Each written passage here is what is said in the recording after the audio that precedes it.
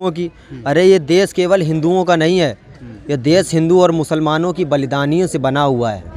मैं भी हिंदू हूँ, मैं भी चाहता हूँ कि हिंदू राष्ट्र बने, लेकिन हिंदू राष्ट्र के साथ साथ मुसलमानों की जितनी भी आबादी हो उनको उनका हिस्सा मिलना चाहिए।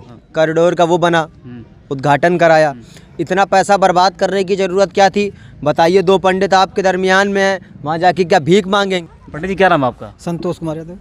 संतोष कुमार यादव।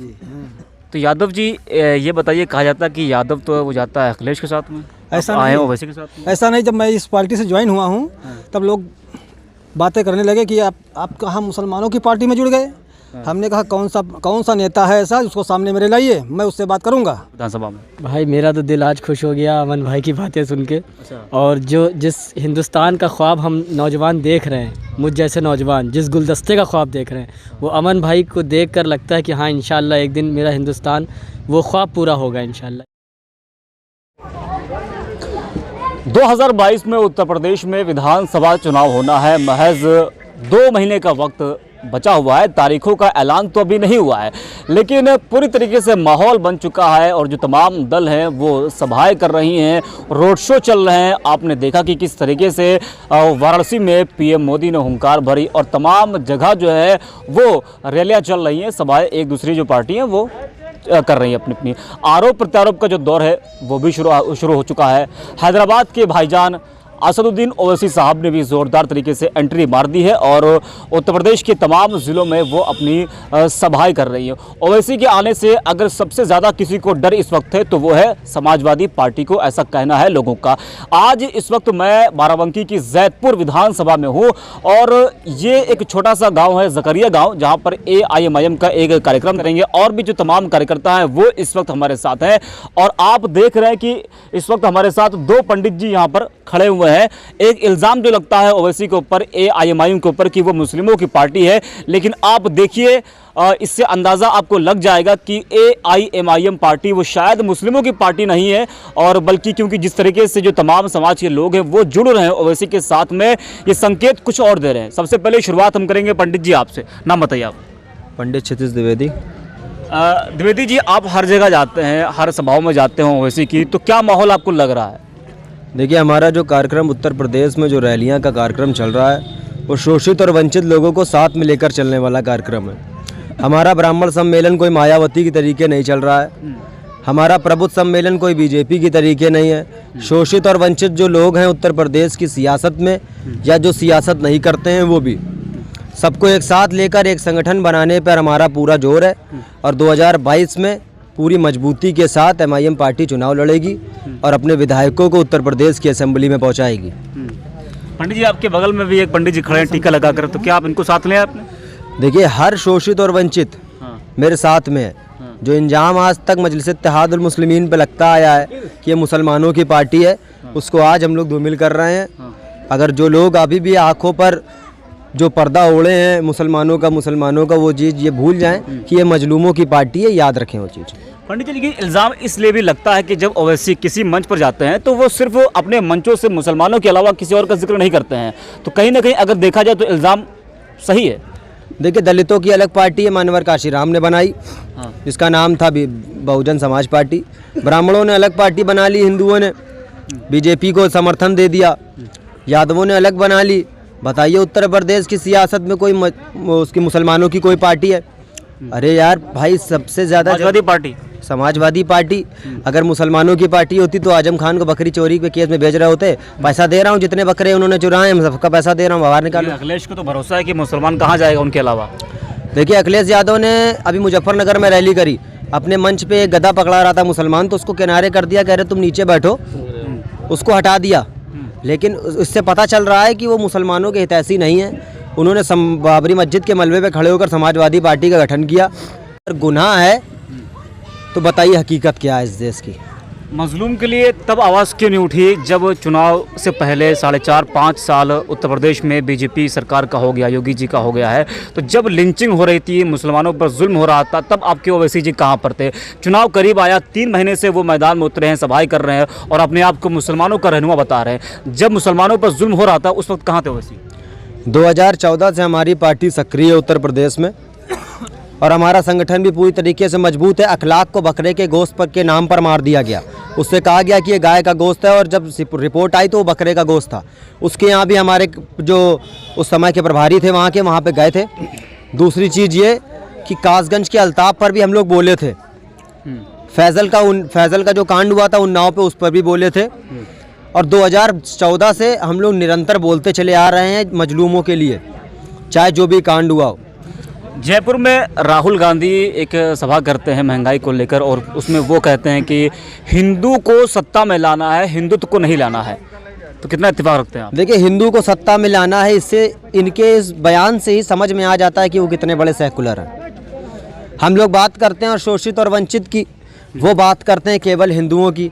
अरे ये देश केवल हिंदुओं का नहीं है, ये देश हिंदू और मुसलमानों की बलिदानियों से बना हुआ है।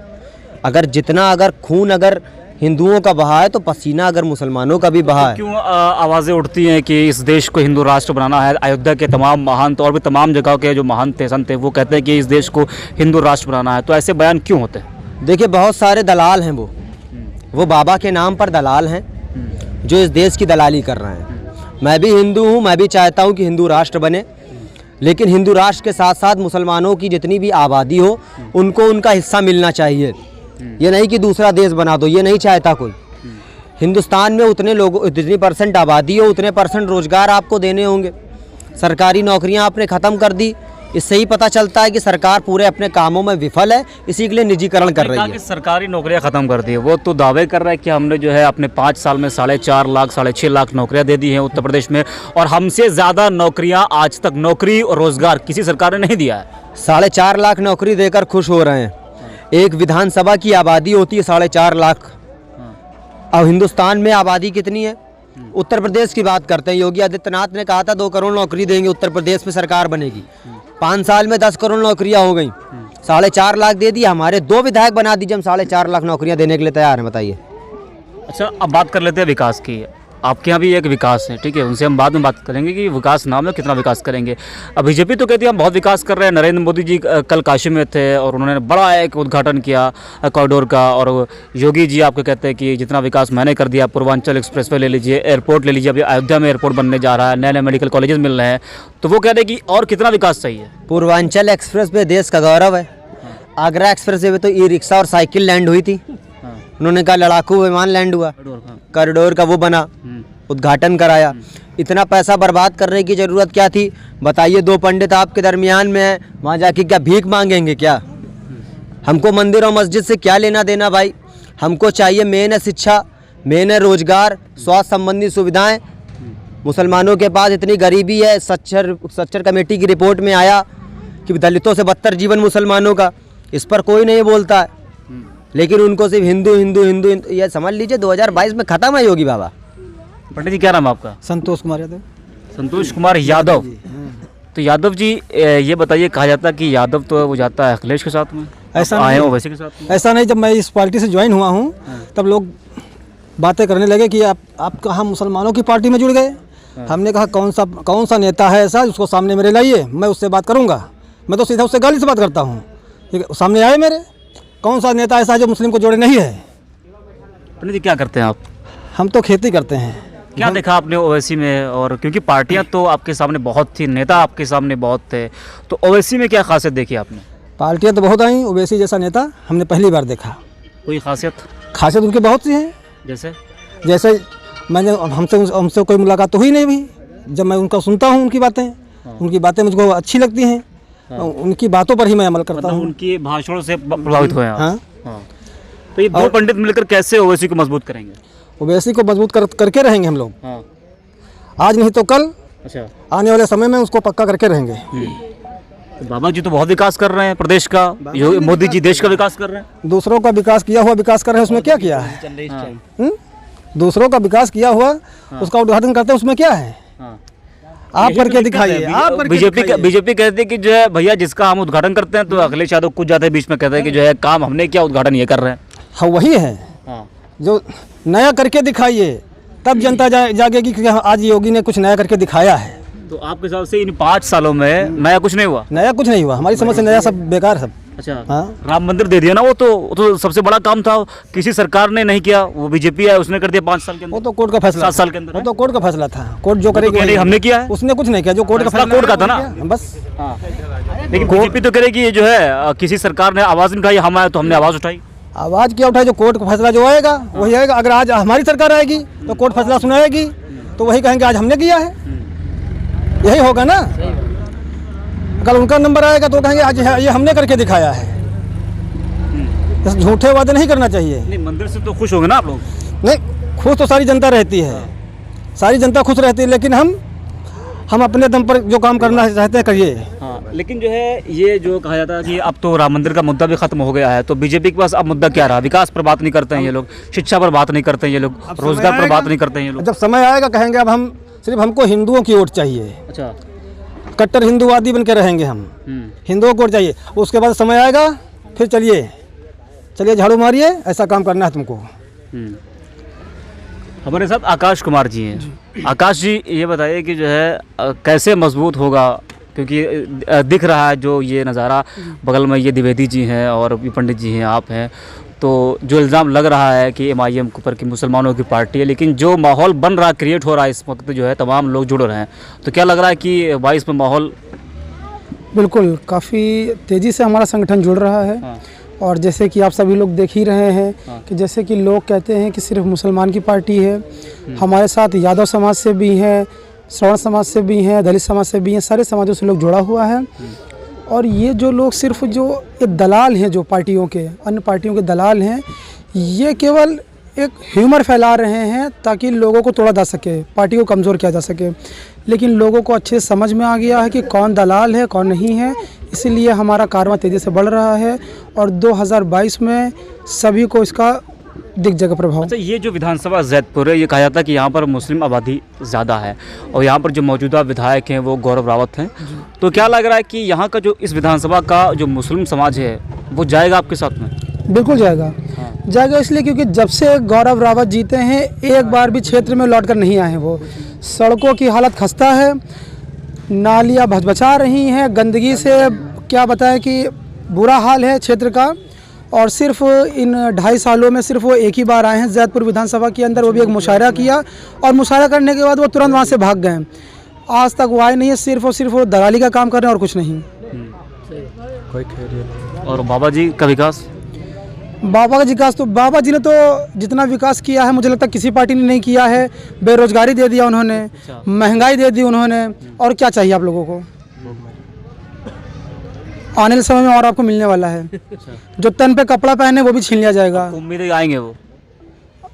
अगर आए, वैसे तो आना नहीं है उनको, क्योंकि हम लोग आने वाले हैं सत्ता में, इसीलिए उनको सब सत्ता में अकेले कैसे आ जाएंगे? आप लोग यही कहते हैं 100 सीटों पर आप लोग लड़ने जा रहे हो, सत्ता में कैसे आ जाओगे आप लोग? साथ भी किसी का नहीं लिया है। कानपुर में ये हुआ था कि ऐलान करेंगे कि 5 दल हमारे साथ आएंगे, उसका भी ऐलान नहीं हुआ है और 2 महीना बचे हैं चुनाव में। देखिए, जिसे आना है वो हमारे साथ आए, हमें किसी के साथ जाने की जरूरत नहीं है, क्योंकि हम को फिर साथ में क्यों लाए थे आप लोग? देखिए, लाल जो राजभर हैं वो सत्ता के लोभी हैं। जैसे मुलायम सिंह यादव ने अपने बेटे का पॉलिटिकल करियर मजबूत करने के लिए उसको स्टैंड कराया था, उसी तरह राजभर भी अपने बेटे का राजनीतिक करियर मजबूत करने के लिए वो आया था। लेकिन फिर जब वो देखने लगा कि दाल गलने वाली नहीं है, दलाली नहीं हो पाएगी, तो वो जाकर वो सपा की गोद में जाकर बैठ गया। हमारे यहाँ जो भी हैं वो सब स्वच्छ छवि के लोग हैं, यहाँ दलालों का कोई काम नहीं है। एक राजभर दलाल है, इसीलिए वो पहुँच गया है टोटी चोर के पास। अब वो राजभर और टोटी चोर की टोटियाँ संभाल के रखेगा और वही काम करेगा। और जैसे तो अभी प्रदेश अध्यक्ष जी का भी कहना है कि अभी हम किसी और से गठबंधन नहीं करेंगे और अकेले ही लड़ेंगे। अकेले लड़ेंगे, ना ही किसी को, जैसे मोदी ने कहा था ना खाएंगे ना खाने देंगे, तो उसने सही कहा था ना खाएंगे खाने देंगे, उसने तो पूरा बेच दिया देश को, ठीक है ना। इसी तरह हम ना ही किसी को सत्ता में आने देंगे ना बनाने देंगे, जिसको बनाना हम साथ में लेकर चलेंगे हम। तौफीक जी हमारे साथ में हैं, थोड़ा आप आगे आइए। तौफीक जी के बारे में हम बता दें कि ये अच्छे शायर भी हैं और जो है ये आने वाले कल के बड़े नेता भी हैं और हर जगह ही मिलते हैं। तौफीक जी, क्या लग रहा है माहौल आपको? यहाँ पर आप आए हैं जैतपुर विधानसभा में। भाई मेरा तो दिल आज खुश हो गया अमन भाई की बातें सुन के। और जिस हिंदुस्तान का ख्वाब हम नौजवान देख रहे हैं, मुझ जैसे नौजवान जिस गुलदस्ते का ख्वाब देख रहे हैं, वो अमन भाई को देख कर लगता है कि हाँ इंशाल्लाह एक दिन मेरा हिंदुस्तान वो ख्वाब पूरा होगा इंशाल्लाह। इतनी मोहब्बतें आपस में आज देख रहे हैं आप, अमन, आकाश भाई, पंडित जी, क्षितिज भाई, हम सब आपस में देखिए किस तरह से मिल के बैठे हैं और एक दूसरे के साथ यहाँ खड़े हैं। तो मेहनत रंग ला रही है। मेहनत, यही तो बात है ना कि जो पार्टियां हमको कह रही हैं कि हम कि हम कट्टर हैं, हम फसाद फैलाते हैं, हम ये करते हैं, आज वो देखें आके कि हमारे मंच पे किस तरह से, बताइए किसका सम्मान नहीं है। यहाँ सब एक दूसरे के साथ भाई की तरह खड़े हुए हैं। और क्या चाहिए हमको, यही तो चाहिए इस मुल्क में। चलिए आप कुछ सुना दिए इसी बात पर। तो अभी आकाश भाई ने जैसा कि कहा कि विकास का बात, तो मैं वही कहना चाहूँगा कि देखिए नीरव मोदी पैसा लेके भाग गए, मालिया पैसा लेके भाग गए, और साहब कह रहे थे कि अपने हाथ पे लिख लो मैं चौकीदार हूँ। तो उस पर मैं लिखना चाहूँगा, आप सब मेरा साथ दीजिएगा कि चलते फिरते अच्छे दिन वो बताते हैं, चलते फिरते अच्छे दिन वो बताते हैं, 56 इंच का सीना हमको दिखाते हैं, एक नीरव मोदी को रोक सके ना तुम, एक नीरव मोदी को रोक सके ना तुम, साहिब खुद को चौकीदार बताते हैं, साहिब खुद को चौकीदार बताते हैं। कि अरे ये देश केवल हिंदुओं का नहीं है, ये देश हिंदू और मुसलमानों की बलिदानियों से बना हुआ है। मैं भी हिंदू हूँ, मैं भी चाहता हूँ कि हिंदू राष्ट्र बने, लेकिन हिंदू राष्ट्र के साथ साथ मुसलमानों की जितनी भी आबादी हो उनको उनका हिस्सा मिलना चाहिए। कॉरिडोर का वो बना, उद्घाटन कराया, इतना पैसा बर्बाद करने की ज़रूरत क्या थी बताइए। 2 पंडित आपके दरमियान में हैं, वहाँ जाके क्या भीख मांगेंगे? पंडित जी क्या नाम है आपका? संतोष कुमार यादव। संतोष कुमार यादव। तो यादव जी ये बताइए, कहा जाता है कि यादव तो वो जाता है अखिलेश के साथ में, ऐसा आए नहीं, हो वैसे के साथ में? ऐसा नहीं। जब मैं इस पार्टी से ज्वाइन हुआ हूँ तब लोग बातें करने लगे कि आप कहाँ मुसलमानों की पार्टी में जुड़ गए। हमने कहा कौन सा नेता है ऐसा, उसको सामने मेरे लाइए, मैं उससे बात करूँगा विधानसभा में। भाई मेरा तो दिल आज खुश हो गया अमन भाई की बातें सुन के। और जिस हिंदुस्तान का ख्वाब हम नौजवान देख रहे हैं, मुझ जैसे नौजवान जिस गुलदस्ते का ख्वाब देख रहे हैं, वो अमन भाई को देख कर लगता है कि हाँ इंशाल्लाह एक दिन मेरा हिंदुस्तान वो ख्वाब पूरा होगा इंशाल्लाह।